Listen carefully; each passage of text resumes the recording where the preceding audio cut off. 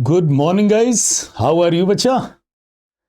बच्चास, मेरे पुराने वीडियोस आपने देखे होंगे जिनमें मैंने बहुत precisely GAAP that is generally accepted accounting principles को कवर किया। मैंने accounting standard, Indian accounting standard को कवर किया और इसके बाद मैंने IFRS international financial reporting standard को परस्यू किया। बेटा, आज मैं जिस चीज को पढ़ाने जा रहा हूं, इज इट क्लियर, इसे अकाउंट्स का बेस कहते हैं, इन्हें वही जनरली एक्सेप्टेड अकाउंटिंग प्रिंसिपल्स कहते हैं।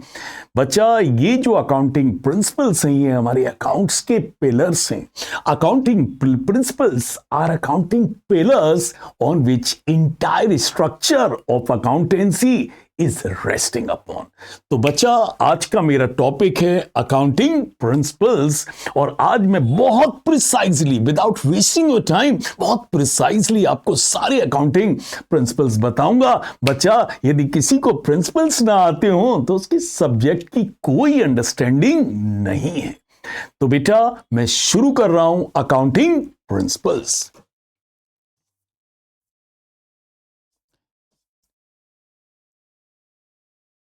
पहला अकाउंटिंग प्रिंसिपल है बेटा going concern assumption. Going concern assumption पहला अकाउंटिंग प्रिंसिपल है, that is going concern. That is going concern और कॉर्पोरेट भाषा में इसे परपेचुअल सक्सेशन भी कहते हैं। क्या कहते हैं?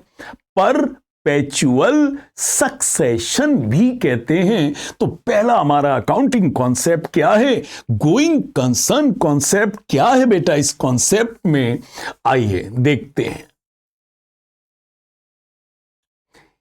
भैया, अकाउंट्स करते समय, इज इट क्लियर, इस बात को अज्यूम करके चलना that enterprises, so according to this concept, enterprises are viewed as a going concern. Going concern concept कहता है कि इंटरप्राइज क्या है? एक गोइंग कंसर्न है। It is going to continue its operation for, it is going to continue its operation for foreseeable future. मतलब लोग आएंगे, लोग जाएंगे, but our business will go on forever. तो बेटा, गोइंग कंसर्न कॉन्सेप्ट का मतलब है कि बेटा अकाउंट्स करते समय इस बात को अज्यूम करके चलना, इस बात को मान के चलना कि लोगों का आना जाना लगा रहेगा, लोग आएंगे, लोग जाएंगे, but business will go on forever. Business कभी कभी बंद होने वाली एंटिटी नहीं है, it will go on forever. So the enterprises are viewed as a going concern, it is going to continue its operation for the foreseeable future. तो लोगों का आना जाना बना रहेगा, बोर्ड ऑफ डायरेक्टर्स में नए लोग आएंगे, पुराने जाएंगे, मैनेजिंग डायरेक्टर्स आएंगे, मैनेजिंग डायरेक्टर्स जाएंगे, शेयर होल्डर्स बदलेंगे, बट एक चीज जो कांस्टेंट है वो ये है that the business will go on forever. Business कभी बंद होने वाली एंटिटी नहीं है। It is assumed that enterprises has neither the intention nor the necessity of winding up. ना बिजनेस ना बिजनेस की कोई इंटेंशन है और ना बिजनेस को कोई नेसेसिटी है कि क्या होने की? बंद होने की। इसका मतलब बेटा, गोइंग कंसर्न कॉन्सेप्ट कहता है दैट कि भैया ये अकाउंट्स प्रैक्टिस करते समय इस बात को अज्यूम करके चलना कि लोग आएंगे, लोग जाएंगे, मैनेजिंग डायरेक्टर्स आएंगे, मैनेजिंग डायरेक्टर्स जाएंगे, ओनर्स आएंगे, ओनर्स जाएंगे, बट एक चीज है जो कांस्टेंट रहेगी, that is business will go on for ever.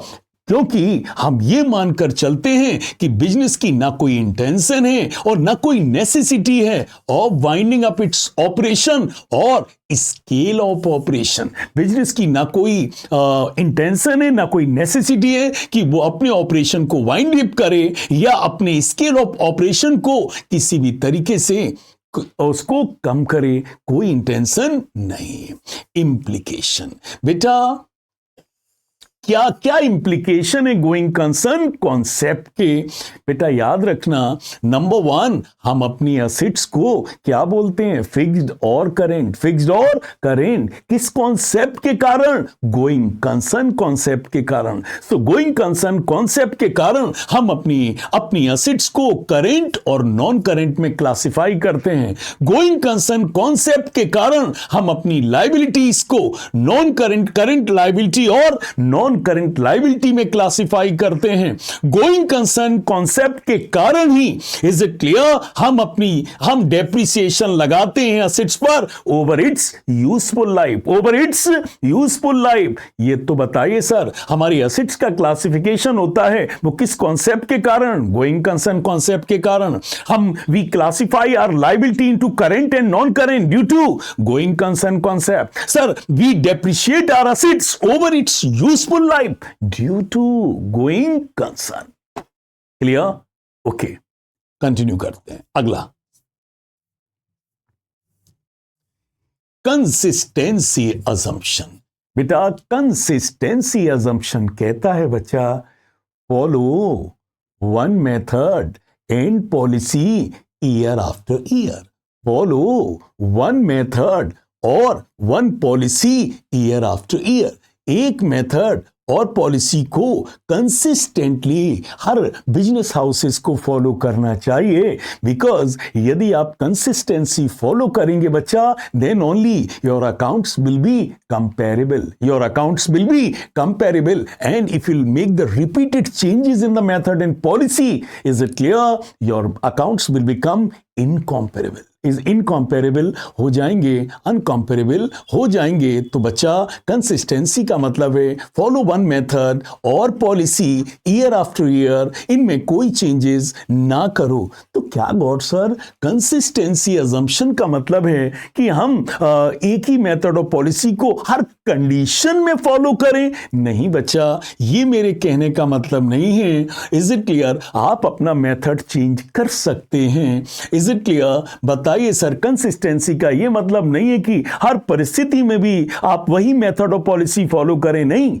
आप 3 कंडीशन में आप चाहे तो अपना मेथड और पॉलिसी चेंज कर सकते हैं। Number one, when change is required by law। बताइए सर, जब चेंज की जरूरत कौन कर दे? Is it clear? चेंज करने के लिए कौन कहे? Law. Then you should change the method, otherwise आपको चेंज नहीं करना चाहिए।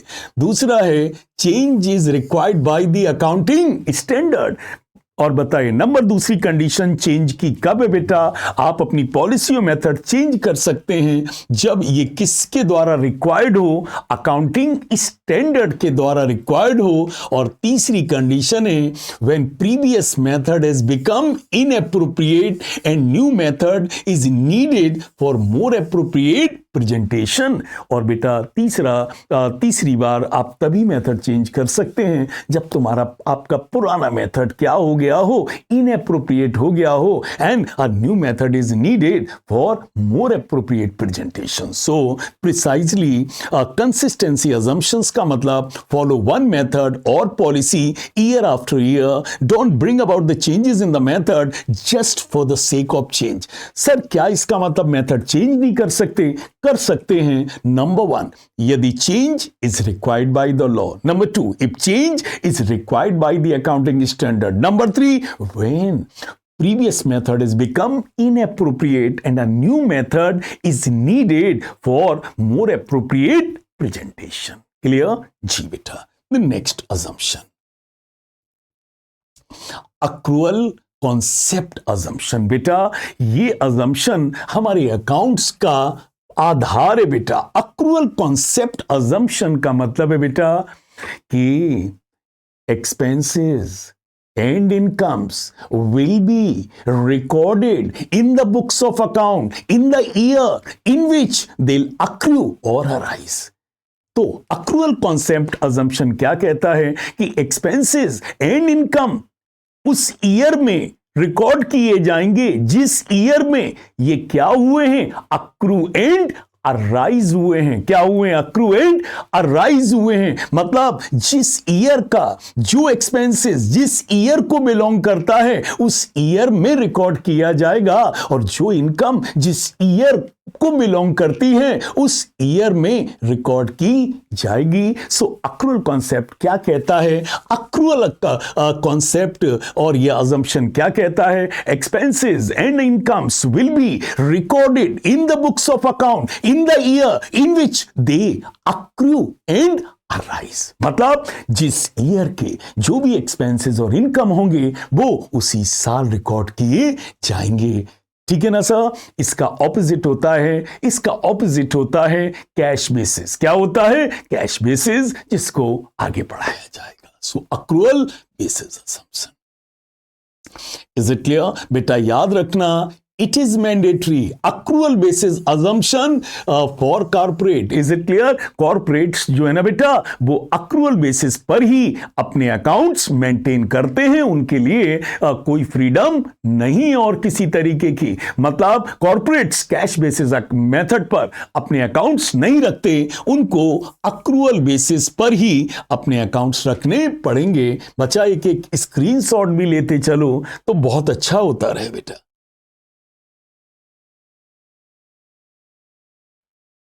ठीक है, चलिए आइए बेटा। नाउ द नेक्स्ट प्रिंसिपल बेटा, accounting entity principles. Accounting entity principle बेटा, अकाउंट्स करते समय बच्चा याद रखना कि business and businessman are the two distinct entity. बेटा अकाउंट्स करते समय हमेशा याद रखना business and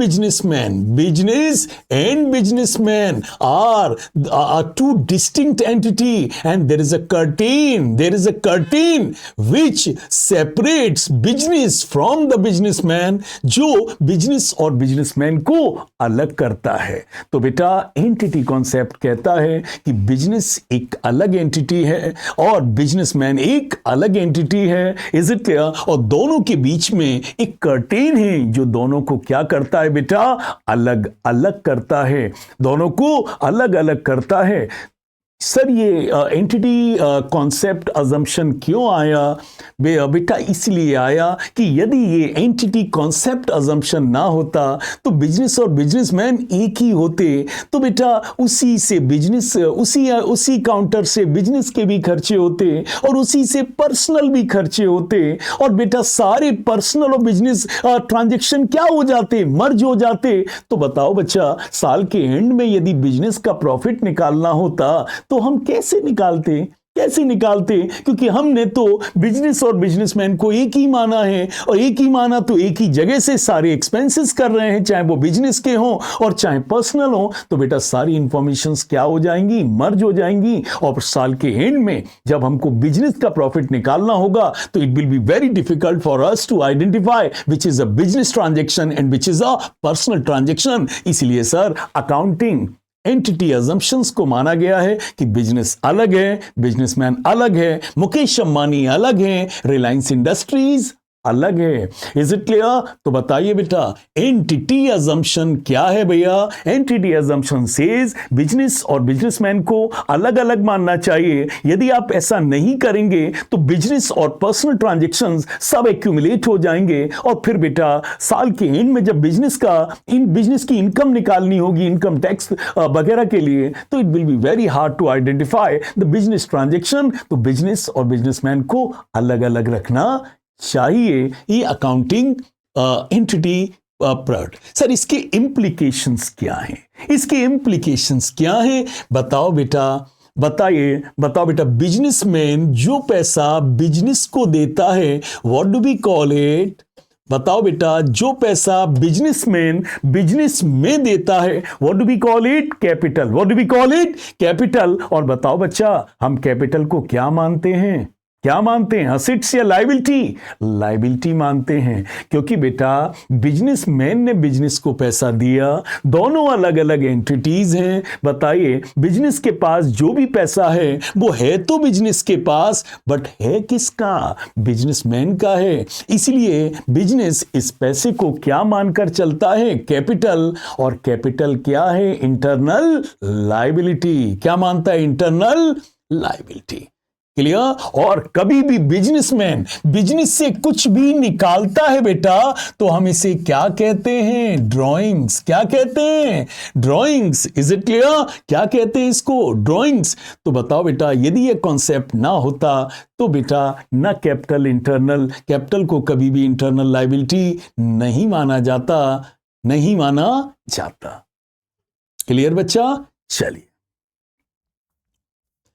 money measurement principal. बेटा ये बहुत बार आपके सामने मेरे पुराने वीडियोस में आ गया है। मैं सिंपल भाषा में कहूंगा बेटा, मनी मेजरमेंट प्रिंसिपल्स कहता है कि उन्हीं ट्रांजैक्शंस को अकाउंट्स में रिकॉर्ड किया जाएगा विच can be translated और which can be measured in terms of money। मतलब जिन चीजों को मनी में ट्रांसलेट किया जा सकता है, जिन चीजों को मनी में कन्वर्ट किया जा सकता है, उन्हीं को अकाउंट्स में दिखाया जाएगा, और जिनको मनी में कन्वर्ट नहीं किया जा सकता उनको नहीं दिखाया जाएगा। मैंने पुराने वीडियोस में भी कहा कि इसी कॉन्सेप्ट के कारण कुछ क्वालिटेटिव चीजें होती हैं which is instrumental in running a successful business are not shown in the books of account। Business को चलाने में कुछ ऐसी भी चीजें हैं जिनकी मनी वैल्यू नहीं होती, बट उनके बिना बिजनेस नहीं चलता। They are the qualitative nature, they are not quantitative in nature, they are qualitative in nature. like honesty of a businessman, integrity of businessman, loyalty of businessman, fidelity of the businessman, hard-working attitude of a businessman, hard-working board of directors। Is it clear? लेकिन बेटा ये सब एक they are all instrumental in running a successful business, but problem is that in ये सब चीजें qualitative हैं और इनकी कोई मनी वैल्यू नहीं होती, और हम मनी मेजरमेंट कॉन्सेप्ट के कारण इनको कभी भी अकाउंट्स में रिकॉर्ड नहीं करते। क्लियर बच्चा?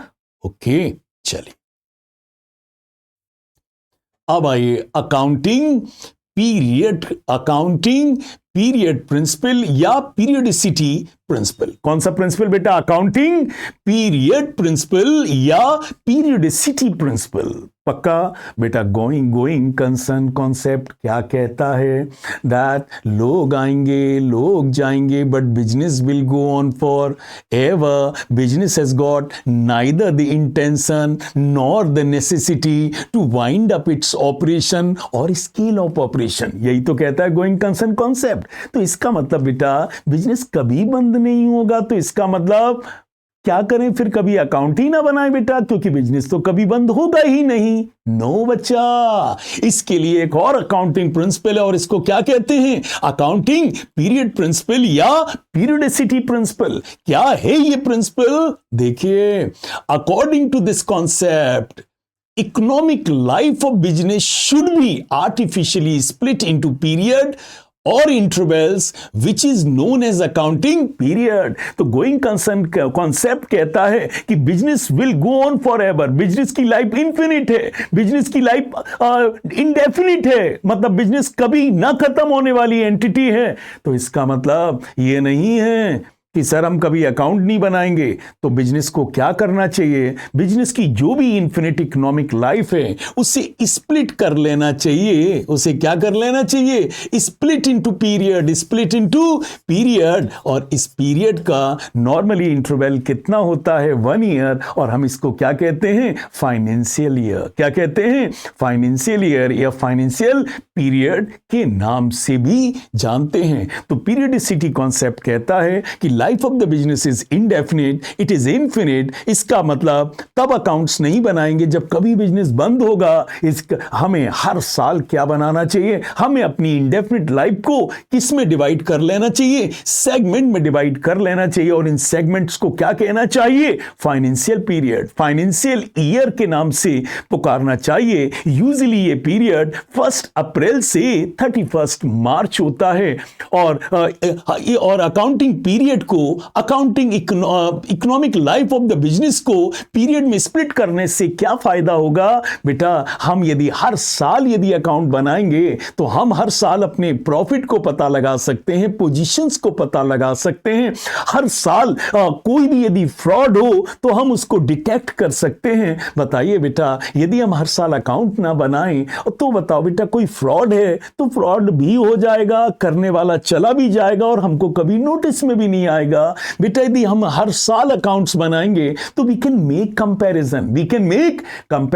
और वैसे भी बेटा, हमें हर साल इनकम टैक्स देना है तो हर साल अकाउंट्स बनाना जरूरी है। तो बताओ बेटा, जो हर साल अकाउंट्स बनाए जाते हैं वो किस कॉन्सेप्ट के कारण बनाए जाते हैं? आंसर क्या है? पीरियडिसिटी। क्या आंसर है बेटा?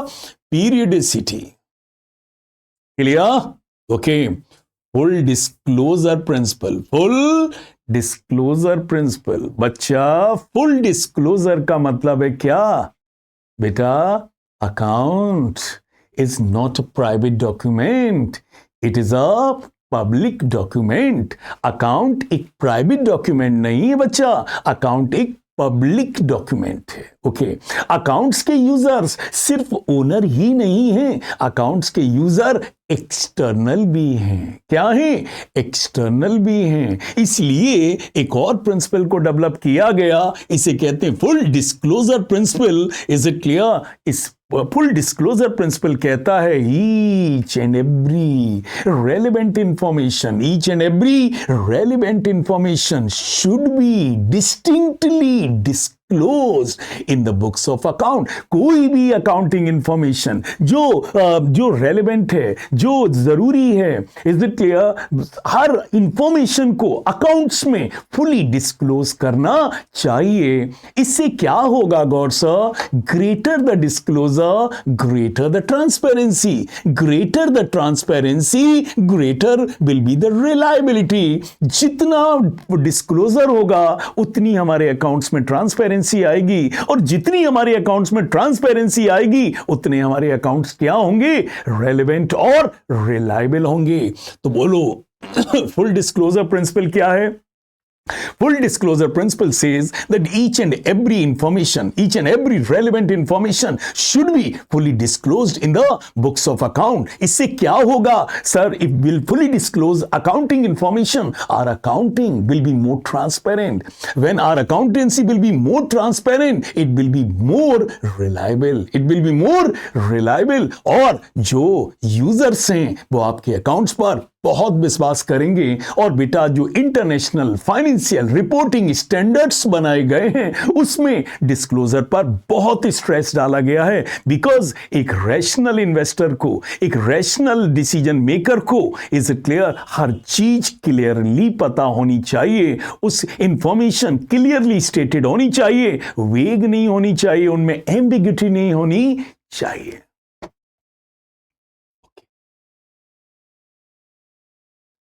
मैटेरियलिटी प्रिंसिपल।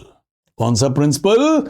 मैटेरियलिटी प्रिंसिपल। बेटा, मैटेरियलिटी प्रिंसिपल जानने से पहले, इज इट क्लियर, पहले मैटेरियल वर्ड को समझिए। What is material information and what is immaterial information?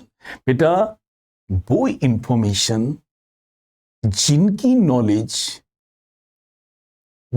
Knowledge एक यूजर, अकाउंटिंग यूजर्स के माइंड को डिसीजन लेने में इन्फ्लुएंस करती है, ऐसी इंफॉर्मेशन को हम क्या कहते हैं? रेलेवेंट इंफॉर्मेशन या material information. So material informations are those relevant information which influences the decision of accounting users while making a decision. तो वो इंफॉर्मेशन जो एक अकाउंटिंग यूजर्स के डिसीजन को इन्फ्लुएंस कर सकती है, we call it material information. और वो इंफॉर्मेशन जो एक अकाउंटिंग यूजर के माइंड को इन्फ्लुएंस नहीं करती, बहुत फर्क नहीं डालती, we call it immaterial information. Clear? अब मैं कॉन्सेप्ट पे आता हूं। मटेरियलिटी प्रिंसिपल क्या है? Is it clear? तो ये प्रिंसिपल क्या है? ये प्रिंसिपल कहता है कि अकाउंट्स को ओवरबर्डन से बचाना है। Is it clear? Unnecessary detail से बचाना है। तो क्या करिए? All material information should be distinctly presented. All material information should be distinctly presented, and those information which are immaterial, which are not relevant, which are not that important, should be clubbed and can be shown as a miscellaneous expenditure or miscellaneous income. मतलब वो accounting information, materiality principal कहता है वो accounting information जो material हैं, जो relevant हैं, उन्हें अकाउंट्स में डिस्टिंक्टली दिखाना चाहिए। जैसे आपने कोई मशीन खरीदी, इसमें बड़ा अमाउंट इन्वॉल्व होता है, इसे डिस्टिंक्टली दिखाओ। आपने फर्नीचर खरीदा, big amount is involve in that, उसे डिस्टिंक्टली दिखाओ। लेकिन जो इंफॉर्मेशन इमैटेरियल हैं उन्हें क्लब करके दिखा दो। जैसे आपने डस्टबिन खरीदा, 2-4 कप्स खरीदे, 2-4 रुपए की कीलें खरीदी। Is it clear? आपने ऑफिस के लिए छोटे मोटे खर्चे खरीदे। यार, इनको डिस्टिंक्ट, ये मटेरियल इंफॉर्मेशन नहीं है, दे आर इमैटेरियल इंफॉर्मेशन। इन्हें आप क्या करके दिखा दो? मिसलेनियस एक्सपेंसेस करके दिखा दो। ओके और गॉड सर, अब वो अखबार बेच दिए हैं सर, उससे 100 रुपए मिल गए हैं। कोई छोटा मोटा कबाड़ बेच दिया है सर, 50 रुपए मिल गया है। ऐसी छोटी मोटी इनकम को they are not material information, उन्हें क्लब करके आप किस नाम से दिखा दो? Miscellaneous income. तो बताइए भैया, मटेरियलिटी प्रिंसिपल क्या है? अकाउंट्स को ओवरबर्डन होने से बचाना है बच्चा। तो आप क्या करिए? अकाउंटिंग इंफॉर्मेशंस को 2 पार्ट्स में डिवाइड करिए, मटेरियल इंफॉर्मेशन और इमैटेरियल इंफॉर्मेशन। जो मटेरियल इंफॉर्मेशन है उन्हें डिस्टिंक्टली दिखाओ, सेपरेटली दिखाओ, और जो इररेलेवेंट हैं बेटा उन्हें क्लब करके आप मिसलेनियस एक्सपेंसेस या मिसलेनियस इनकम करके दिखा दो।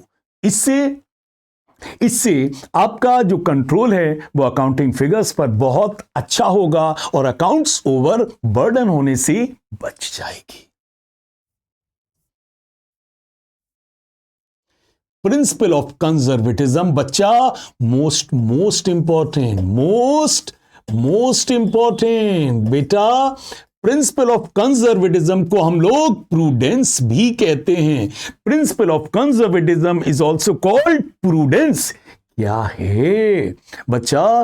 कन्वेंशन ऑफ कंजर्वेटिज्म या principle of conservatism and prudence क्या कहता है कि अकाउंटिंग पॉलिसीज बनाते समय we should look into prospective losses, we should never look into the prospective gains. Accounting policies बनाते समय हमें आने वाले लॉसेस के बारे में सोचना है, ना कि आगे आने वाले गेन्स के बारे में सोचना है। This policy is called policy of playing safe. This policy is called policy of playing safe.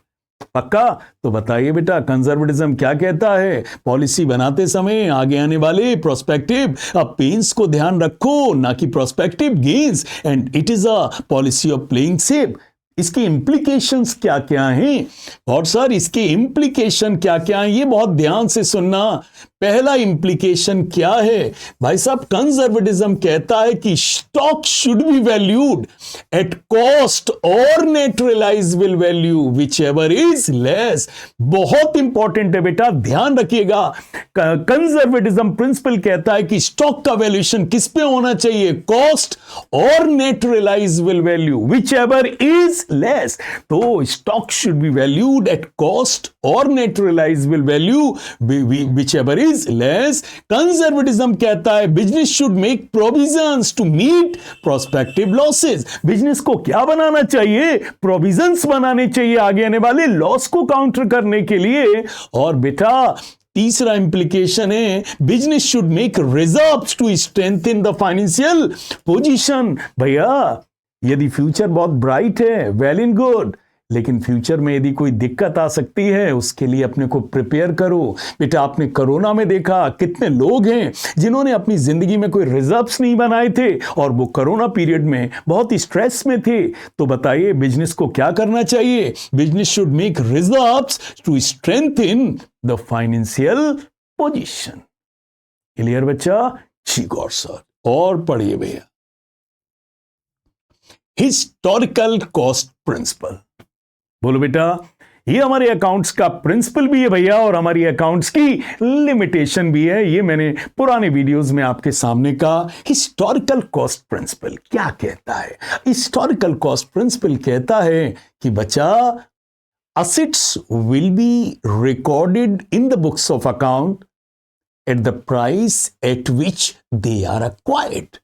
Historical cost principle कहता है बच्चा कि एसेट्स को उस प्राइस पर हमारे अकाउंट्स में रिकॉर्ड किया जाएगा जिस प्राइस पर आप उसे अक्वायर करते हैं। बताइए बेटा, जिस प्राइस पर आप किसी एसेट्स को अक्वायर करते हैं उसे क्या कहते हैं? Cost of acquisition. Cost of acquisition कहते हैं। तो बेटा हिस्टोरिकल कॉस्ट प्रिंसिपल कहता है कि एसेट्स को कॉस्ट प्राइस पर रिकॉर्ड करना चाहिए और यदि एसेट्स डेप्रिशिएबल है, कैसी है बेटा? डेप्रिशिएबल है, इज इट क्लियर? तो उसको उसकी बुक वैल्यू पर रिकॉर्ड करना चाहिए। और ये जो कॉन्सेप्ट है ये क्रिटिसिज्म में आता है क्योंकि ये कहता है कि एसेट्स को कॉस्ट पे रिकॉर्ड करना चाहिए और वो डेप्रिशिएबल है तो बुक वैल्यू पे रिकॉर्ड करना चाहिए। और ये अगेंस्ट है कि एसेट्स को करंट प्राइस पर रिकॉर्ड नहीं करना चाहिए, जबकि करंट प्राइस किसी भी एसेट्स की एक्चुअल वैल्यू होती है, एक्चुअल वैल्यू होती है। बट ये कॉन्सेप्ट कहता है नहीं, एसेट्स को उस प्राइस पर रिकॉर्ड किया जाएगा जिस प्राइस पर आपने उसको क्या किया है? अक्वायर किया है। क्या किया है? अक्वायर किया है। मींस कॉस्ट प्राइस पे रिकॉर्ड किया जाएगा, ना कि उसकी मार्केट प्राइस या करंट प्राइस पर रिकॉर्ड किया जाएगा। बच्चा ये लिमिटेशन क्यों है? ये कॉन्सेप्ट ये इस बात से समझिए बच्चा, मैंने एक 2001 में लखनऊ में एक जमीन खरीदी बेटा 4 लाख की। तो बेटा बताइए उसकी कॉस्ट क्या है? 4 लाख। बेटा मैंने 2001 में खरीदी 4 लाख, वो आज भी हमारी बुक्स में कितने की है? 4 लाख की। बेटा जबकि उसकी करंट प्राइस मालूम क्या चल रही है? Its current price is more than 1 crore, more than 1 crore. But हम अकाउंट्स में कितने की दिखा रहे हैं? 4 लाख रुपीस की दिखा रहे हैं, क्योंकि कॉस्ट प्रिंसिपल कहता है कि एसेट्स किस प्राइस पर रिकॉर्ड होगा? कॉस्ट पर, और यदि डेप्रिशिएबल है तो बुक वैल्यू पर। बताइए हमारी उस जमीन की आज करंट प्राइस या मार्केट प्राइस क्या है? More than 1 crore, but still we are recording it at cost price. और एक तरफ हम कहते हैं कि अकाउंट से सही पोजीशंस पता चलती हैं। बताओ बेटा आप लैंड किस प्राइस पे रिकॉर्ड कर रहे हैं? 4 लाख, जबकि उसकी एक्चुअल प्राइस क्या है? More than 1 crore. तो बेटा कहां आप एक्चुअल कंडीशन को, बिजनेस की actual true and fair view को कहां सामने रख रहे हैं? ये तो एक मिसलीडिंग पिक्चर आप सामने रख रहे हैं। तो कॉस्ट कॉन्सेप्ट अकाउंट का प्रिंसिपल भी है और अकाउंट की लिमिटेशन भी है। Matching principal. कौन सा प्रिंसिपल? Matching principal. बेटा मैचिंग प्रिंसिपल कहता है कि बेटा मैचिंग प्रिंसिपल का मैं यदि मैं रिलेट करके बोलूं, गोइंग कंसर्न कॉन्सेप्ट कहता है क्या? Life of business is infinite, business की लाइफ इनडेफिनिट है। ओके। पीरियडिसिटी कॉन्सेप्ट कहता है कि बिजनेस की लाइफ इनडेफिनिट है। तो बेटा एक काम करो, आप उस लाइफ को स्प्लिट कर लो ईयर्स में, that is called financial year, that is called financial year. और मैचिंग प्रिंसिपल क्या कहता है कि भैया जब आप हर साल अकाउंट बना रहे हो ना, तो आपको क्या करना चाहिए? हर साल मैच करना चाहिए अपनी इनकम को अपने एक्सपेंसेस से। किससे? इनकम को अपने एक्सपेंसेस से। जब आप अपनी इनकम को अपने एक्सपेंसेस से मैच करोगे तो बेटा यदि इनकम एक्सपेंसेस से ज्यादा होगी तो your firm will be in profit, और यदि आपके एक्सपेंसेस इनकम से ज्यादा होंगे तो your your firm will be in losses, your business will be running in losses. तो बताइए मैचिंग प्रिंसिपल क्या कहता है? According to the matching principle, expenses incurred in accounting period should be matched with the revenue recognised in that period. Is it clear कि हर साल हमें एक सर्टेन पीरियड की इनकम को एक सर्टेन पीरियड के एक्सपेंसेस से क्या करना चाहिए? मैच करना चाहिए। और इस मैच का आउटकम क्या होगा? Either it will be net profit और it will be net loss. और बस बेटा याद रखना, मैचिंग प्रिंसिपल कहता है कि मैच करते समय दो बातें मत भूलना। क्या नहीं भूलना? इज इट क्लियर कि भैया बेसिस ऑफ अकाउंटिंग सेम होना चाहिए and period of matching should be the same. Match करते समय ये देख लेना कि यदि इनकम 1 ईयर की है तो एक्सपेंसेस भी 1 ईयर के होने चाहिए। और जो बेसिस ऑफ अकाउंटिंग आप फॉलो कर रहे हैं, यदि इनकम अक्रूअल बेसिस पर है तो एक्सपेंसेस भी अक्रूअल बेसिस पर ही होना चाहिए। Then the matching will be purposeful. Clear बच्चा? जी गॉड सर।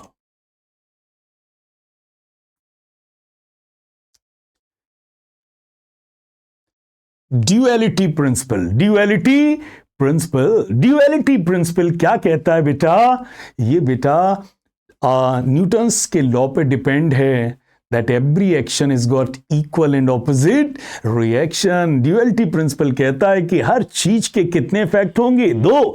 एक होगा एक्शन, एक होगा रिएक्शन। तो न्यूटन अंकल ने क्या कहा था? That every action is got equal and opposite reaction. वही बेटा ड्यूअलिटी प्रिंसिपल कहता है कि हर ट्रांजैक्शन के कितने इफेक्ट होंगे? बेटा 2 फोल्ड इफेक्ट होंगे। Is it clear?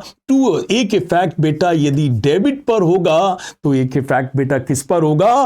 क्रेडिट पर होगा। और बेटा यही कॉन्सेप्ट हमारी डबल एंट्री सिस्टम का क्या है बच्चा? This is a basis for double entry system. Is it clear? बोलो बेटा। यही कॉन्सेप्ट कहता है कि every debit will have a corresponding credit and every credit will have a corresponding debit, will have a corresponding debit. तो बताओ बेटा हमारी पूरी अकाउंट, हमारी पूरी जर्नल किस पर बेस्ड है? ड्यूअलिटी प्रिंसिपल पर बेस्ड है। बिकॉज ड्यूअलिटी का मतलब है every transaction will have at least 2 effects. It will B 2 fold effect. 1 effect on debit, other effect is on credit. And बेटा ये भी साइंस के प्रिंसिपल को मानता है रिगार्डिंग कि हर एक्शन का रिएक्शन होगा, रिएक्शन के पीछे एक्शन होगा। Means every debit has a corresponding credit and every credit has a corresponding debit. बेटा एक बात बता दूं, डेबिट वर्ड जो हम लिखते हैं ना बच्चा, ये वर्ड बना है डेबिटम से। किससे बना है? डेबिटम से। और क्रेडिट वर्ड बेटा बना है क्रेडियर से। किससे बेटा? क्रेडियर से। सो बेटा डेबिट वर्ड लैटिन वर्ड डेबिटम से बना है। डेबिटम को डेबिट किया गया, डेबिट को और प्रिसाइज करके डीआर लिखा जाता है। और बेटा क्रेडियर्स को क्रेडिट लिखा गया, क्रेडियर को और प्रिसाइज करके सीआर लिखा जाता है। Verifiable objectivity concept, verifiable objectivity concept. बेटा कहते हैं कि कोई भी स्टेटमेंट की कोई वक्त नहीं है यदि उसके पीछे कोई वेरीफिएबल सपोर्ट ना हो। बेटा कोर्ट में जज किसी बात को नहीं मानता यदि उसके पीछे एविडेंस ना हो। ऐसे ही हमारे अकाउंट्स में भी किसी ट्रांजैक्शन को, इज इट क्लियर, किसी भी चीज को सर हम रिकॉर्ड करते हैं तो उसके पीछे क्या होना चाहिए? वेरीफिएबल क्या होना चाहिए? सपोर्ट होना चाहिए। क्या है? Verifiable objectivity concept. This concept requires that accounting transaction should be recorded in an objective manner. ये कॉन्सेप्ट कहता है कि हमारी अकाउंटिंग ट्रांजैक्शन ऑब्जेक्टिव मैनर में रिकॉर्ड होनी चाहिए, फ्री फ्रॉम पर्सनल बाइस होना चाहिए। Is it clear? मैनेजर या अकाउंटेंट किसी की तरफ से किसी बाइस का यूज नहीं होना चाहिए। They should be free from personal बाइस from the on the part of management or accountant. Is it clear बेटा? और ये सब तभी संभव है, बताओ बेटा, it is possible only when each transaction is supported by verifiable document। जब हर ट्रांजैक्शन के पीछे क्या हो? एक वेरीफाई करने का डॉक्यूमेंट हो। जैसे बेटा कैसे प्रूव करोगे कि आपने कैश परचेज किया है? तो बताओ बेटा, कैश परचेज का क्या सब आपने अपने यहां कैश परचेज दिखाया है, कैसे कैसे प्रूव करोगे कि आपने इतने रुपए का ही कैश परचेज किया था? तो बेटा क्या है उसका वेरीफेबल डॉक्यूमेंट? क्या है? Cash memos. Is it clear? मैंने परचेज किया, आपने पूछा कितने का किया, तो मैं आपको क्या दिखा दूंगा? Cash purchase. तो ये क्या हो गया? वेरीफाई हो गया। क्या हो गया? वेरीफाई हो गया। माना मैंने क्रेडिट परचेज किया, मैंने उधार परचेज किया, आप कहेंगे गॉड सर इसको वेरीफाई करिए कि इतने का परचेज किया, तो मैं आपको क्या दिखा दूंगा? इनवॉइसेस। और क्या दिखा दूंगा? वाउचर्स। तो बेटा अकाउंट्स में हर ट्रांजैक्शन के सपोर्ट में एक डॉक्यूमेंट होना चाहिए, जिससे कि इनकम टैक्स ऑफिसर कभी भी वेरीफाई करना चाहें तो आप उन डॉक्यूमेंट्स को क्या कर दें? सपोर्ट कर दें। और बेटा यदि आपके पास वेरीफाई करने के लिए क्या होंगे? सपोर्ट डॉक्यूमेंट्स होंगे, तो आपके अकाउंट्स क्या होंगे? फ्री फ्रॉम पर्सनल बाइस होंगे, आइदर फ्रॉम मैनेजमेंट और फ्रॉम अकाउंटेंट। लास्ट वन बेटा, revenue recognition concept. Revenue recognition concept का मतलब बेटा, revenue means income, recognition means recognise करनी चाहिए। Revenue should be recognised in the books of account only when it is conclusively earn. तो बताओ बेटा, revenue recognition concept क्या कहता है कि रेवेन्यू मीन्स इनकम को इनकम करके तब रिकॉर्ड करना चाहिए जब वो इनकम फाइनली कंक्लूसिवली आपने क्या कर ली है? अर्न कर ली है। क्या कर ली है? अर्न कर ली है। पक्का भैया, क्या कर ली है? अर्न कर ली है। तभी इनकम को इनकम करके दिखाना चाहिए। Is it clear? I am a teacher. भैया माना मैं किसी बच्चे को पढ़ा रहा हूं और बच्चे ने मुझे एडवांस में 10,000 रुपए दे दिए, तो क्या ये मेरी इनकम हो गई? नहीं बच्चा, ये जो बच्चे ने 10,000 रुपए मुझे एडवांस दिए हैं, ये मुझे एडवांस रुपए मिल गए, ये मेरा ऑब्लिगेशन है, ये मेरी अभी इनकम नहीं है। इनकम कब होगी? जब मैं उसे अर्न करूंगा। मैं इनकम अर्न कब करूंगा? जब उस बच्चे के प्रति मैं अपनी ड्यूटी डिस्चार्ज कर दूंगा। मींस जब मार्च आ जाएगी, बच्चे का एग्जाम हो जाएगा, then it will be my income. तो बताइए, रेवेन्यू रिकॉग्निशन कॉन्सेप्ट कहता है कि revenue should be recognised in the books of account when it is conclusively earn. किसी इनकम को मिलना इज नॉट एन इनकम जब इनकम आप अर्न कर लेते हैं, कमा लेते हैं, कंक्लूसिवली कमा लेते हैं, then only it should be shown as an income. It should be shown as an income.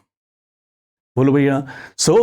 माना बेटा, इसका एक एग्जाम्पल दे दूं। माना बेटा मैंने एक्स की शॉप पर 1 लाख रुपए का गुड्स सेल किया और ये कहकर कहा कि भैया मिस्टर एक्स, ये गुड्स आप रख लो, बिक जाए तो ठीक है, ना बिके तो मेरा गुड्स मुझे क्या कर देना? वापस कर देना। तो बताओ बेटा, इज इट सेल?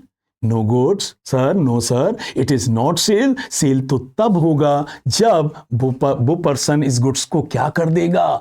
अप्रूव कर देगा। तो गुड्स देना इज नॉट सेल। सेल कब होगा? When that person will approve the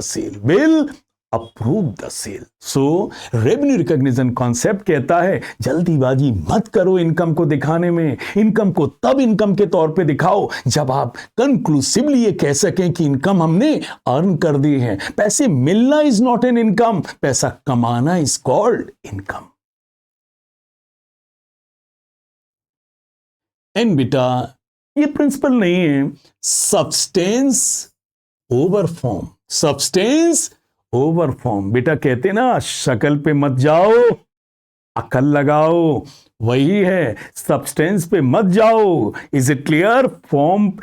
substance पे जाओ, फॉर्म पे मत जाओ। मतलब शक्ल पे मत जाओ, सब्सटेंस पे जाओ। तो ये क्या कहता है? सब्सटेंस ओवर फॉर्म क्या कहता है? Transaction in events should be recorded and presented according to their substance, not according to their legal form. तो बेटा कभी भी ट्रांजैक्शन को, इज इट क्लियर, उसके फॉर्म देखकर ना डिसाइड कर लो कि वो क्या है। Is it clear? उसके सब्सटेंस को देखकर समझो कि वो क्या है। फॉर एग्जाम्पल, बेटा मैंने बेटा मैंने किसी को गुड्स इंस्टॉलमेंट पर बेचा। मैंने गुड्स किस पर बेचा? इंस्टॉलमेंट पर बेचा। और मैंने कहा कि भैया आप इस गुड्स के ओनर तब माने जाएंगे जब आप मेरी लास्ट इंस्टॉलमेंट पे कर देंगे। क्या कर देंगे? लास्ट इंस्टॉलमेंट पे कर देंगे। तो बताओ बेटा, आप यदि फॉर्म पे जाएं तो मैंने गुड्स उसको दे दिया, और गुड्स जाता देखकर आप कह दें ये तो गुड्स आपने बेच दिया। जबकि बेटा गुड्स बेचना कब माना जाएगा, सेल करना कब माना जाएगा? जब वो मेरी लास्ट इंस्टॉलमेंट दे देगा। तो बेटा फॉर्म देखकर कि गुड्स को जाता देखकर सेल मत समझो, जब वो हमारी लास्ट इंस्टॉलमेंट दे देगा। Is it clear? सब्सटेंस में जाओ तो हमारा क्या एग्रीमेंट है कि it will be treated as sales when you will pay my last instalment. तो बेटा सब्सटेंस पे जाओगे तो तब आपको पता चलेगा कि ये सेल तब रिकॉर्ड होगा when that person will pay the last instalment. तो अकाउंट्स में बेटा सब्सटेंस पे मत जाओ, फॉर्म पे मत जाओ, किस पे जाओ? सब्सटेंस पर। और बेटा चलते चलते बता दूं सर, अकाउंटिंग स्टैंडर्ड में, किसमें? अकाउंटिंग स्टैंडर्ड्स में फंडामेंटल अकाउंटिंग अजम्पशन।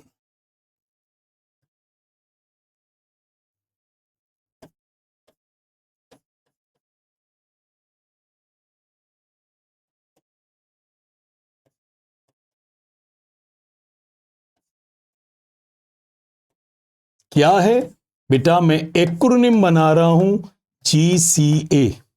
बताइए बेटा, अकाउंटिंग स्टैंडर्ड्स में फंडामेंटल अकाउंटिंग अजम्पशंस क्या हैं? Is it clear? भाई साहब, अकाउंटिंग अजम्पशंस और प्रिंसिपल्स तो मैंने आपको गड्डियों से अभी पढ़ा दिए, बट बेटा 3 अजम्पशन फंडामेंटल अकाउंटिंग अजम्पशंस हैं। बेटा जी का मतलब है गोइंग कंसर्न।